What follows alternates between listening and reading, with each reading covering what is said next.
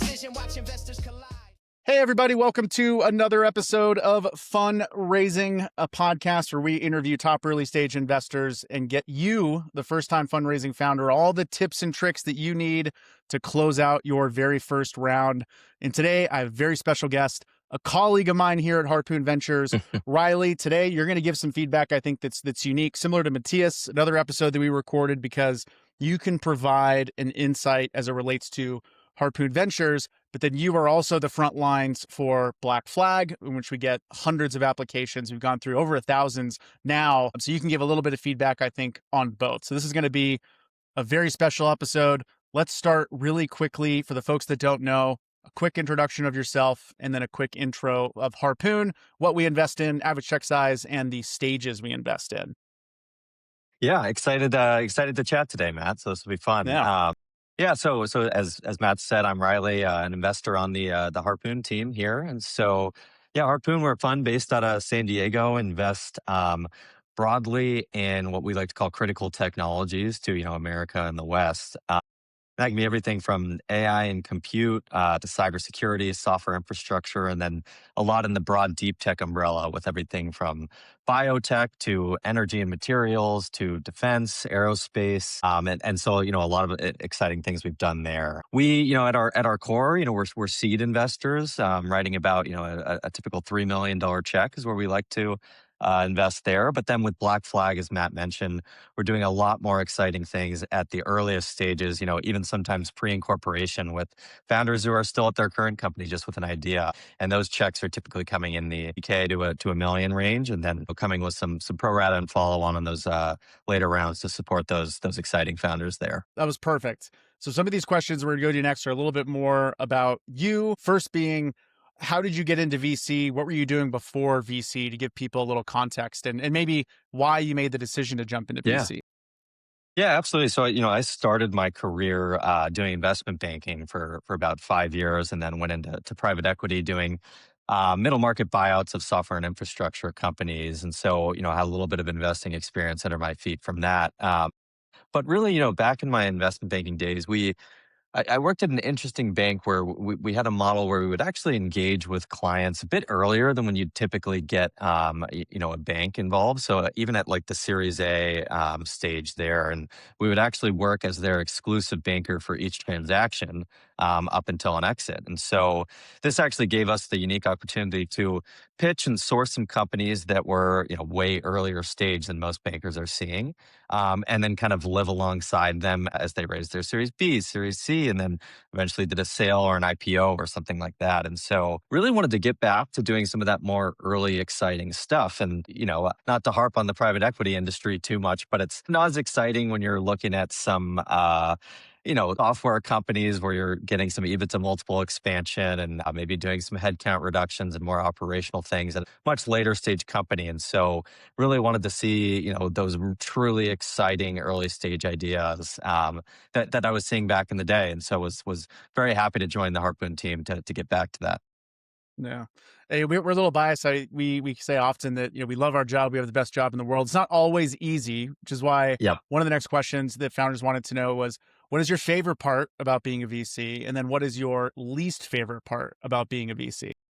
Yeah, I think the favorite, both these answers are going to, kind of be an extension of what I was just talking about before that. But, my favorite part is probably that no day is the same, right? You almost get to be a kind of a perpetual student where you're learning something new every single day, given the vast majority of our job is meeting with new founders, learning new ideas, seeing new technologies, things like that. And so I think that is what makes me so excited to wake up to do this job every single day. And then on the flip side, I think the least favorite is, kind of what I was talking about in the private equity world, which is some of those hard conversations. And whether that's, passing on a founder for whatever reason that is, or making a tough call on a board meeting where it's, company things aren't going according to plan, things aren't going as well as they thought they were. And you've got to pivot, or you've got to, get rid of some of the staff or whatever that is.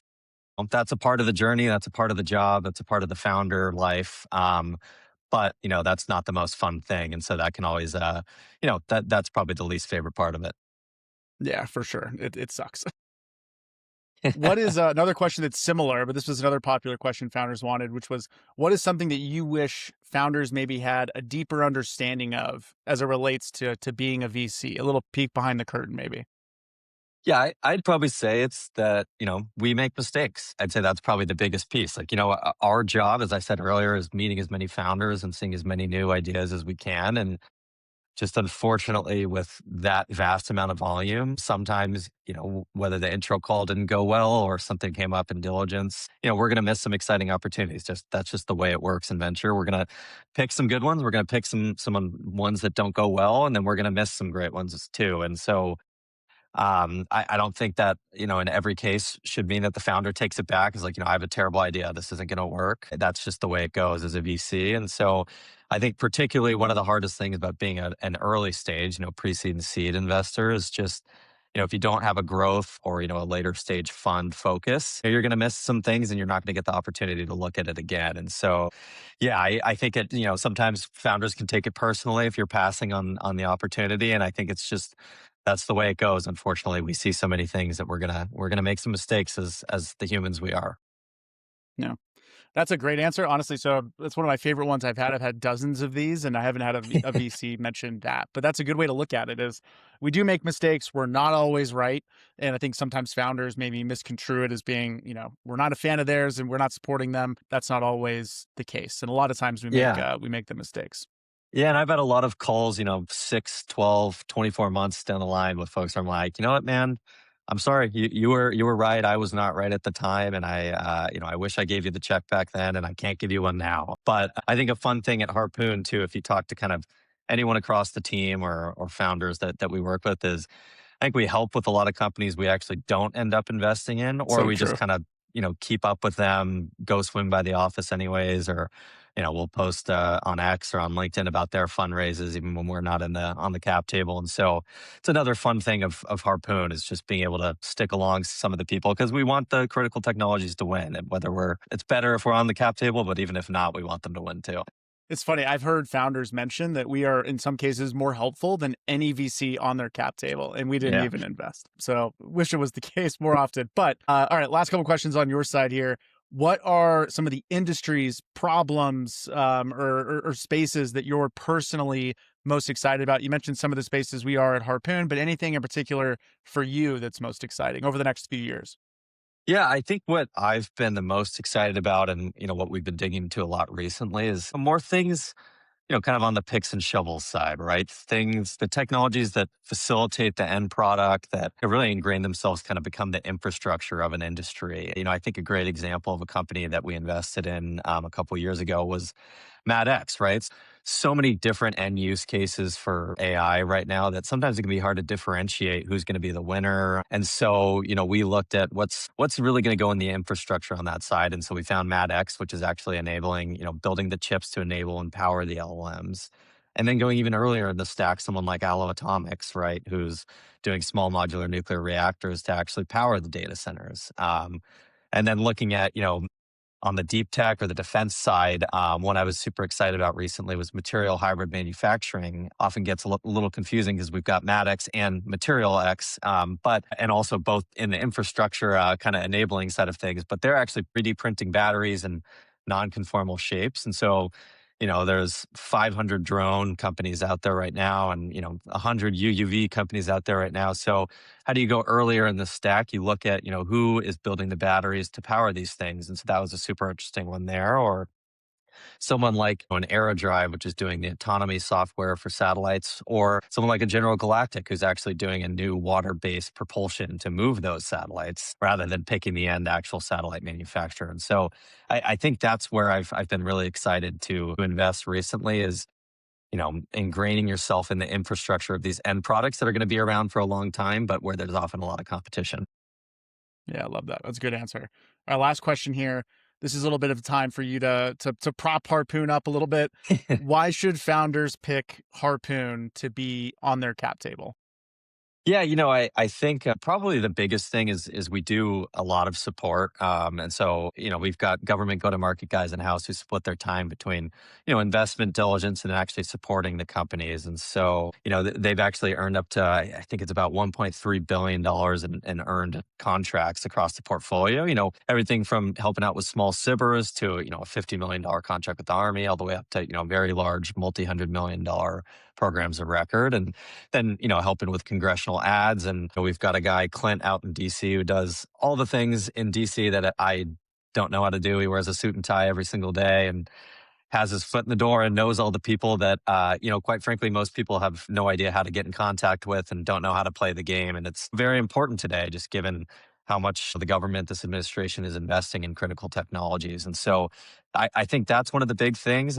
Secondly, I think if you ask a lot of people, they'd say we're probably not like your typical VC, and whether that's just we're different people, we're maybe sometimes more casual and easier to get along with, and so I think it is important. VCs are with you for a long time, and so you do want to have a good personality fit with you, and so I think everyone at Harpoon passes the airport test, where if you got stuck in a delay or a canceled flight for 5 or 6 hours, you wouldn't want to, go absolutely insane and sit at the bar by yourself. You'd be happy Yeah. hanging out with us.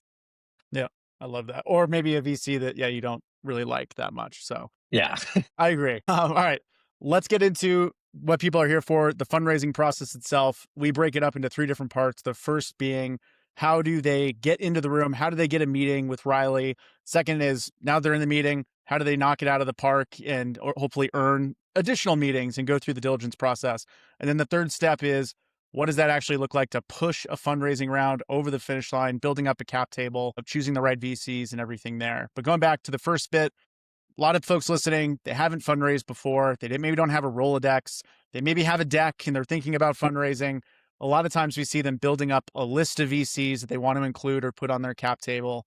Any advice or feedback you give to founders on what characteristics or traits or things they should look for in those VCs? Yeah, I'd say, maybe it goes a little bit back to what I was talking about with Harpoon is, I think, as I said, the VC is going to be with you for a long time. So good fit is really important. And sometimes that even goes down to, the partner, the principal, or Mm-hmm. VP level.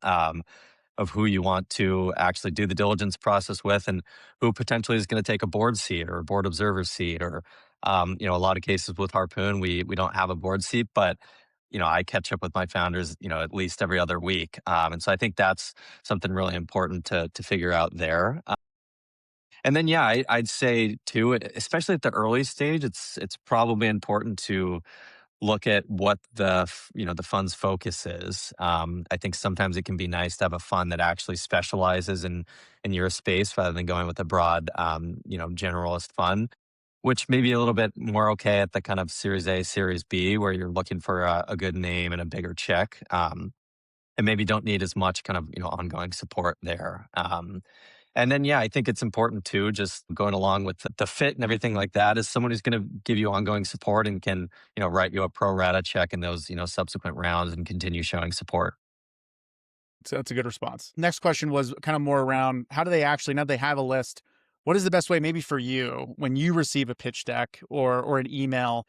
What are some of the best ways that founders can start on the outreach process to get it in front of you? Yeah, I mean, I think the absolute best way is if you can get a warm referral from another founder. I mean, I think that speaks absolute volumes if someone else I respect is referring you, and saying that I should take a look at it seriously. And additionally, like if you've raised a pre-seed round or something like that, getting an intro from one of those investors on your cap table is great. And I think the flip side is where it can get tricky is maybe you have some friends in VC and maybe they're connected with Harpoon, and you ask them to make the introduction to us, but you get this little weird space where it's like, why are you introducing this company to me, but you're not investing? And so I think that's a trap some folks fall into because, I think a lot of people have friends in the VC industry, but it turns into this weird game of why would you introduce the best founder you've ever seen to me if you're not backing them? And then maybe just on the flip side, some things maybe not to do is If you're a founder getting reached out to by 50 VCs and it's just a blanket copy and pasted email, you're not going to respond. And so think about that the same way as if you're just sending something that clearly was copy and pasted to, a list of 150 VCs. And sometimes we even get the brackets with TBD fill in name A at lot. the top of Yeah. it. That's not going to catch your eye. And yeah, maybe going back to the question at the beginning of, we just get so much volume of inbound and things like that, that sometimes that'll just slip through the crack, even if it is a great idea. Yeah, exactly. You probably more than maybe, certainly more than most VCs, see probably more pitch decks on a monthly basis than most, especially because at Black Flag we get hundreds, and then we have tons of investors and people that send us pitch decks all the time. So let's go into the pitch deck phase. Usually it's kind of the homepage of what these companies are trying to do. Any feedback on what founders can do to make their pitch deck stand out? I know it's kind of a high question, kind of go in any direction you want with it, but Yeah. again, you see way more pitch decks than most people. Which are the ones that maybe stand out the most? Yeah. I mean, particularly through Black Flag, given the mountain of applications, we certainly do see a lot of pitch decks. Yeah. I think particularly with like the pre seed and the seed stage, I think it's important to be concise, short, and really be able to explain what your product is and things like that. And I'd say when I'm going through a pitch deck, typically what I'm gravitating towards, and I think is the most important, is a very clear overview page of what the product is. Like I can't tell you the amount of decks where you get kind of 10 to 12 pages in and you're just like, I don't even know what the product is. I So now true. understand there's 10 problems in this industry, but I don't know what you're solving or how you're solving it. Or you see a deck where it's just so tech heavy that you're still kind of looking at yourself like, so what is this actually doing? And then I also think with the pre-seed and the seed, we're probably spending a lot of time looking at the team page and then looking you up and seeing what your credentials are, and then actually doing references on you with probably some people that know you, that we have in our network. And then I'd say too, maybe a trap people fall into is, spending a lot of time trying to build out the TAM and going really deep into that. Everyone exaggerates what their market size is in their pitch deck. On the flip side, in my banking days, I had to build out slides that exaggerated it as well. And so we're going to do our own independent diligence there and figure out what the market size is in our mind. And so probably spending a little bit less time, looking at that slide and really, really want to understand what you're doing so that we can level set on what to ask you during that intro call. Another question that we had folks ask was, how important is design of their pitch decks? We get a lot of founders that are asking about, should they hire a pitch deck agency? Obviously, there's a lot of good AI tools out there now that can make your deck look really good. But how important is the aesthetic part of a pitch deck for you? It's funny. I think if you've got a really great idea, as long as it looks good enough, I think that's fine. I think one of the greatest examples of a VC website that speaks for itself is if you go to benchmark.com, there's literally nothing but a logo. Or a great example that I talked about earlier, our company MatX. When we got that pitch deck, it was black text on a white slide, and the website is, I think, still black text on a white page. And then, Hmm. you flipped to the team slide, and you just looked up who they had hired and how ambitious the vision was, which was, we're going to compete with NVIDIA and we have the people to do it. That was all we needed to see. So I'd say probably at this stage, don't fall in the hole of paying someone to do it. As you mentioned, there's a lot of good tools out there to do it for you. And so I think the content and what you're doing and who you are is more important, at least. We see a lot of technical decks. How can founders explain or present hyper technical ideas in a way? You mentioned obviously simplicity, clarity, and understanding the problem and the market and all those things is so important. A lot of times we see pitch decks where the technology can kind of get in the way almost. Any feedback for how super technical founders can kind of cover both grounds, show how impressive their technology is, but also make it clear? Yeah, I always like to say it, especially on a call, if we have a really technical deck, but we get on the intro call, I always like to say, either treat me like I'm really stupid or treat me like I'm like your middle school cousin and explain it in terms that, they could understand. Like you're going in for your kids, what does your dad do for work a day or something like that, and explaining it to them. And so, yeah, I think it's great to have some of those technical slides in the deck, but you really do need to have a slide that lays it out as, here is at a high level what we're solving. And I think a lot we've seen recently, it's like a here's the problem, here's how we solve it slide that really lays it out in basic terms and then digs into what they're doing specifically on the subsequent slides there. Yep, I like that. Maybe last question on the phase of everything before the meeting. Any mistakes or additional advice that you would give founders that are trying to get in front of VCs, creating pitch decks or cold outreach, anything there? Yeah, I mean, I'd say it's hard to find the balance, but you do want to be targeted, I think. So it does go back to some of your questions about, who should we look for? How should we put that list together?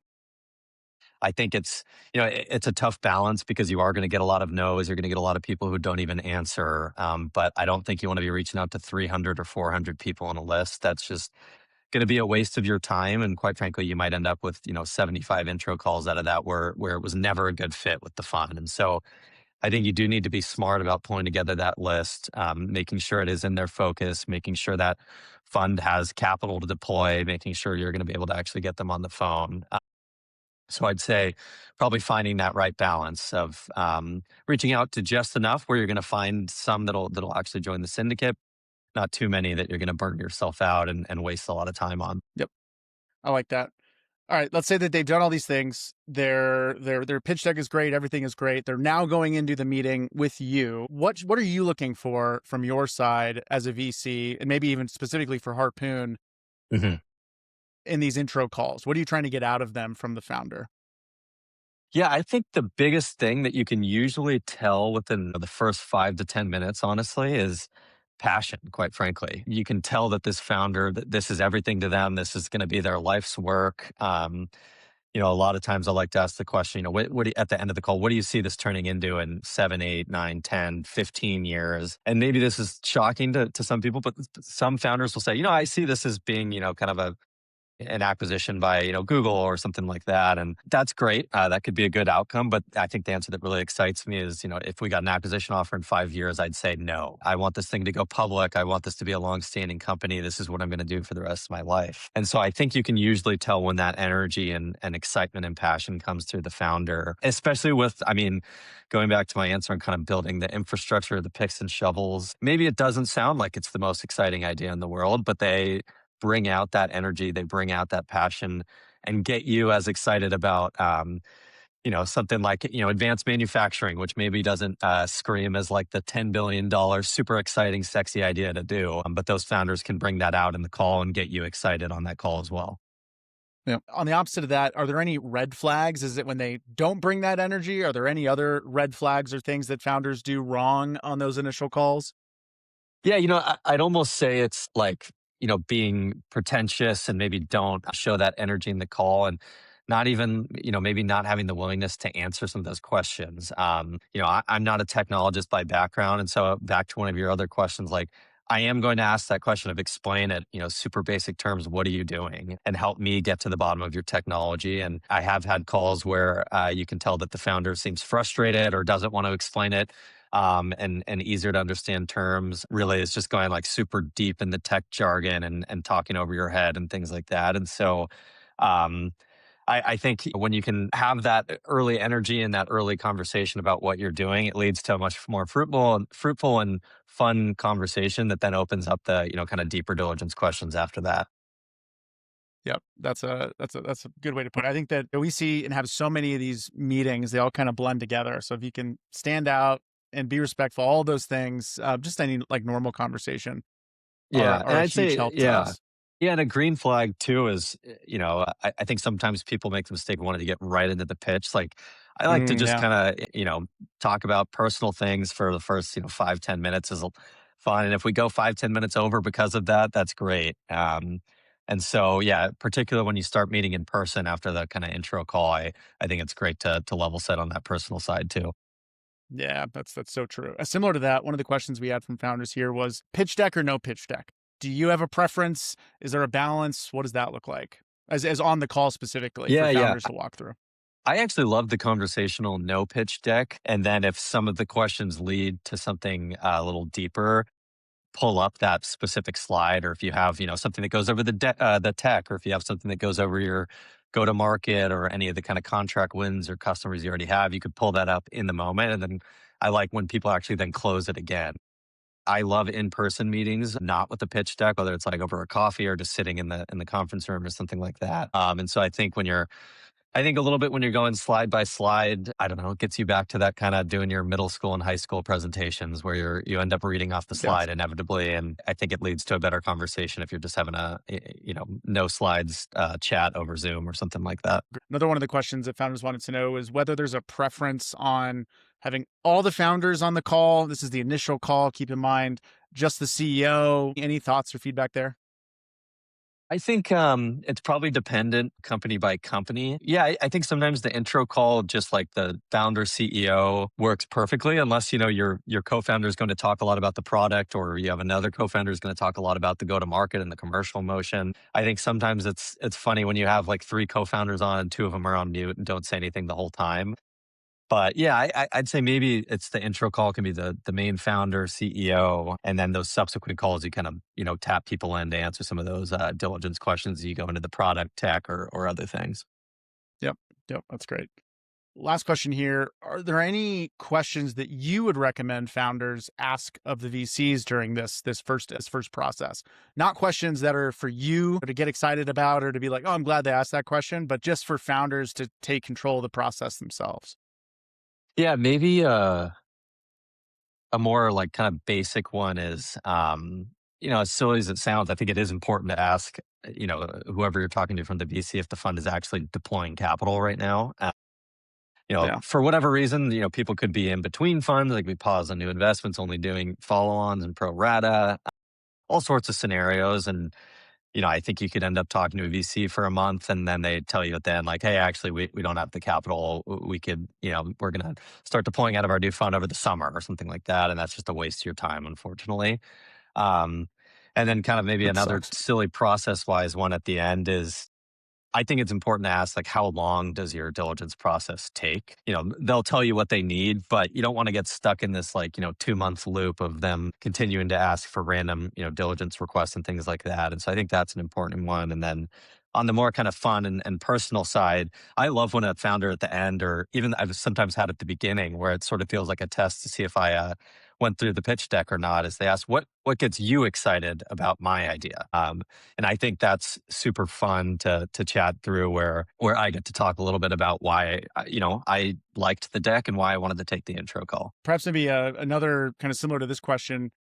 What do you think about for scheduling the next meeting? Is it something where founders should try to schedule that next meeting on the call? Do you kind of leave separate ways and then figure it out later?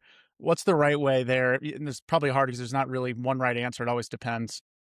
Yeah, I do get why a lot of founders do that at the end, and they're like, "Hey, let's book something right now." Or I've even had someone at a happy hour come up to me and hold out their calendar and ask me to put my email and a time in. I prefer to do it after the fact. I actually love. I think the best case scenario is at the end of the intro calls, exchange phone numbers. I think texting just gets things done way quicker.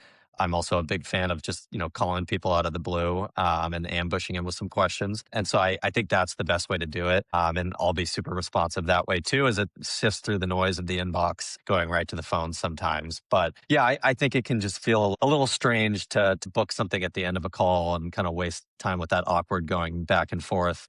And, schedules change so much for us, and last minute travel comes up all the time. And I'd rather schedule something that I can make rather than booking something at the end of the call and having to reschedule on you. The other thing too is that oftentimes it might just be one of us on these intro calls. It's hard for us to book a time. We don't know the rest of the team's schedule. It's hard for us to kind Yeah, of coordinate that right then and there. We probably want to get more people involved in that second call. So yeah, don't take it the wrong way when we have to say, hey, we exactly. can't schedule something right now. Yeah. All right. Let's say that they've done all these things, they've crushed some initial meetings, and now they're kind of in the meat of the process, which is typically diligencing, a little bit of herding cats. But maybe we start with on the Harpoon side. Could you shed some light on what the Harpoon diligence process might look like, at least at a high level? Yeah, I think at a high level, which probably isn't too dissimilar from other funds, is you'll have the intro call with either one or two of us.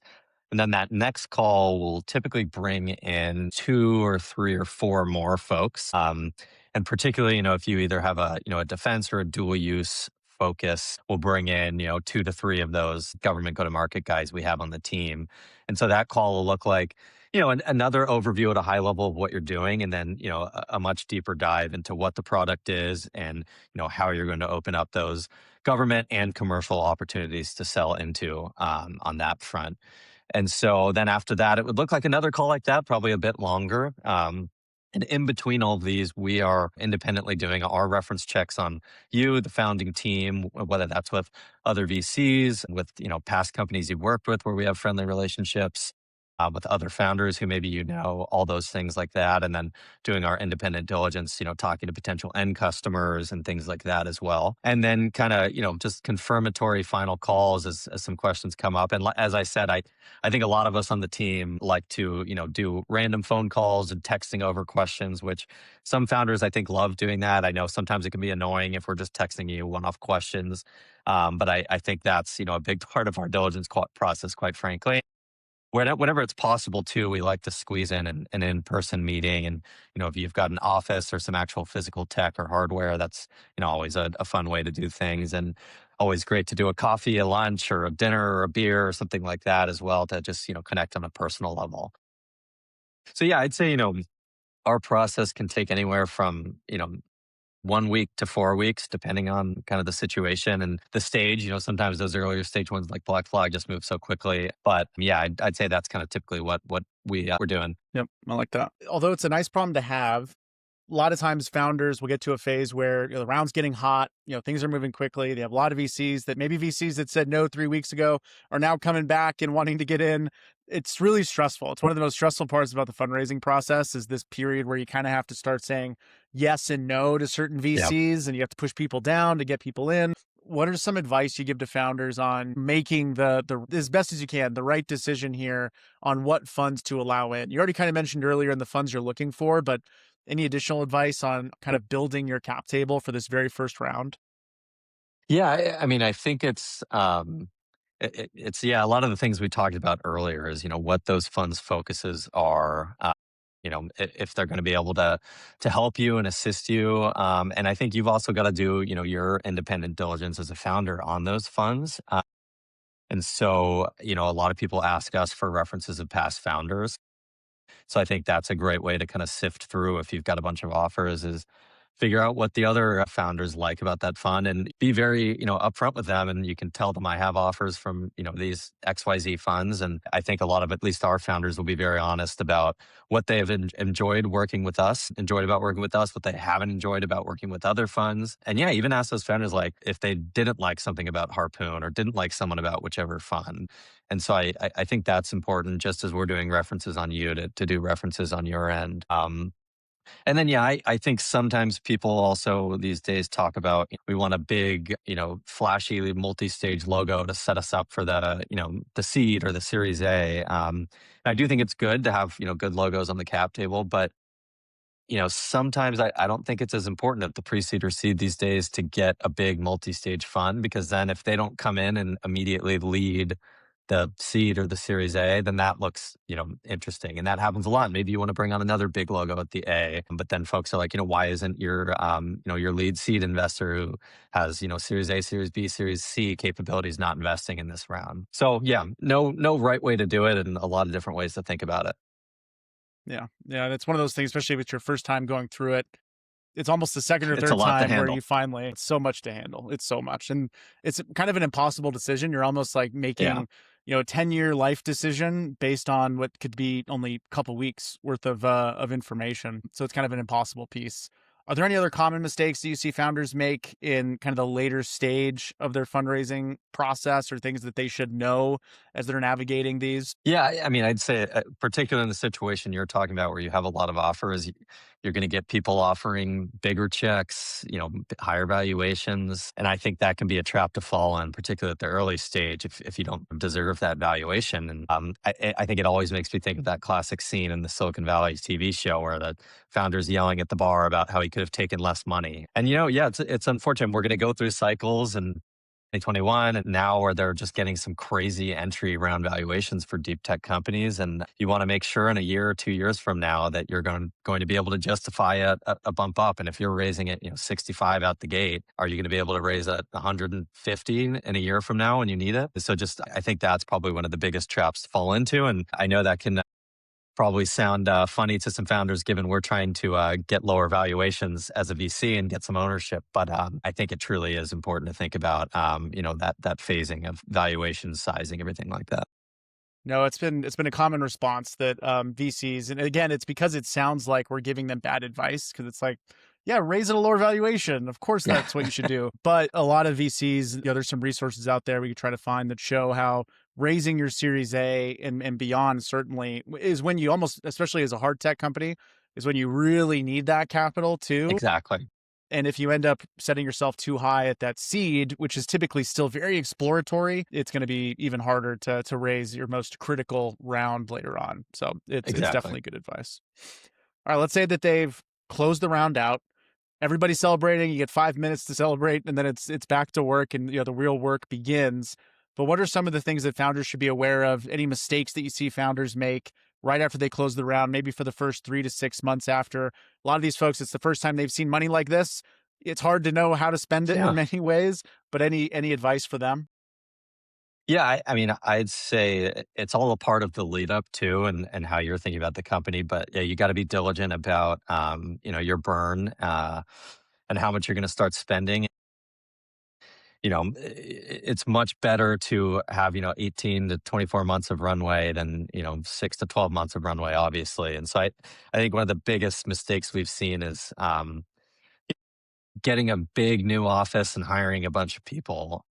I think some of my favorite pre-seed and seed founders have been the ones who are incredibly diligent about those first hires and almost treating like the next 10 hires across engineering. And when they eventually get the kind of go to market or commercialization person, they're treating those next 10 hires almost as co-founders, taking multiple months to hire them, making them work in person, making sure it's both a cultural and a, technology engineering type fit. Um, versus going out and way over hiring or sometimes counting on getting a big contract, or being able to raise that next round and then hiring and doing a bunch of things to support that, and then the contract ultimately falls through or that next round gets pushed out 6 to 8 months.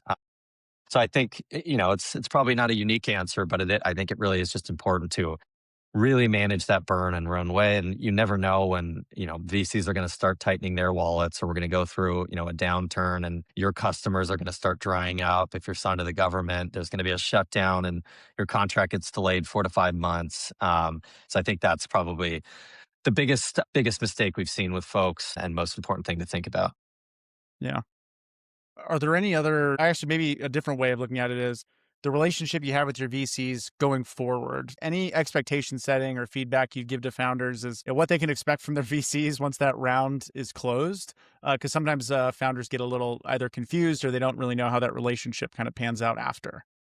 Yeah, I mean, I think it goes, this is a lot to say with what we were talking about with choosing the right syndicate. We have heard from a lot where, a lot are VCs write a check and kind of disappear, stop answering, maybe dial into the board meeting rather than coming in person once a quarter, or stop showing up to the board meetings if they're a board observer or anything like that. But if you're choosing the right ones and you get the good people around the table, I think it just looks like a lot of random ongoing communication. As I said earlier, I'm a big fan of random calls, random texts about questions, things like that. And so I feel like that's the relationship I have with a lot of founders. I was texting one of ours, about our dogs this weekend, and then talking about making some introductions to him across our portfolio with potential customers and partners and things like that. And then going to see him up in LA later this week to grab a beer. If you choose the good ones, I think it can look a lot like a friendship, quite frankly, where there's a mix of, personal chat, but also a lot of work chat. And then particularly with Harpoon, we are helping a lot on the, government, federal, go to market motions. And so, I think we have much more regular catch-ups with our companies than a lot of other VCs, particularly at the early stages, where we're helping them out with those. Matt, you do a lot with website design and helping them with their pitch deck design and things like that. So I think you're catching up with them a bunch. We also help a lot with kind of fundraising strategy for those subsequent rounds. And so we're helping craft the story, actually make sure that they don't fall into those traps of the pitch deck that we talked about at the beginning of this. And we actually help with thinking through the investor list and helping make those warm introductions. I think if you pick the right VCs, you're going to have a very, very good back and forth relationship where hopefully they're answering the phone call in the first or second ring, or at least texting you back, setting up time. Last question is just around kind of open for you, last minute feedback, advice, things you'd give to founders that are just going into this fundraising process as a whole, help maybe set the standard for them. Yeah, I'd say it's a broad piece of advice, both for that and for building a company, which is, and I mean, this is such a tough thing, but I think it's a giant problem where people fail, whether it's the actual company fails or the fundraise fails, which is refusing to be flexible and refusing to adapt.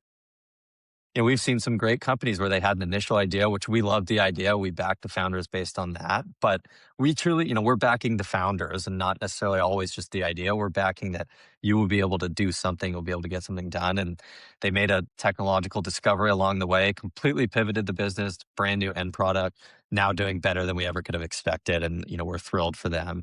I think that happens with the fundraise process too. Is maybe you in your head thought that you could raise a $10 million seed round, but the market is telling you that you should go for 3 to 4 and then go out for that big round once you have maybe a contract or once you make that kind of hit that tech milestone. And I think that's important to be able to go for that. And back to the valuation thing, maybe you had expectations in your mind for a much higher valuation, but that's not what the market says. It's more important to go for that good investor, that good syndicate, rather than continuing to fight and getting stuck trying to get, double the valuation that the market's giving you. And so I think those are the best founders where we can really believe that they're going to do whatever it takes to get this business off the ground and to continue winning. And we always like to say too is that we'd rather back a founder that goes down with the sinking ship and puts everything into it rather than one that kind of just half-asses it along the way. And so I think that's probably my biggest piece of advice. Yep, I love it. Riley, thank you so much. This was a lot of information Yeah, packed thank you, Matt. into just under 45 minutes. Any place where folks can continue along, follow you and Harpoon, Black Flag, any of the news there?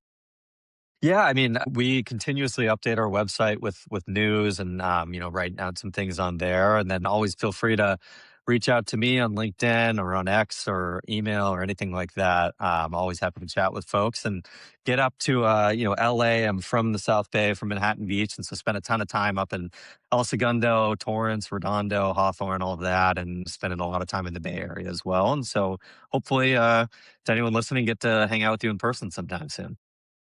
Yep. Awesome. Well, appreciate it again. Like I mentioned earlier, I have the pleasure of working with you every day, so I'm sure that we will talk again soon. Yeah, we'll get to see you in person soon. Yeah, sounds good. All right. Bye, Riley. All right. Thanks, Matt. Pitch pass, iterated fast. Story beats data when the storyline's fast. Vision's the ignition, but the numbers steer the ride.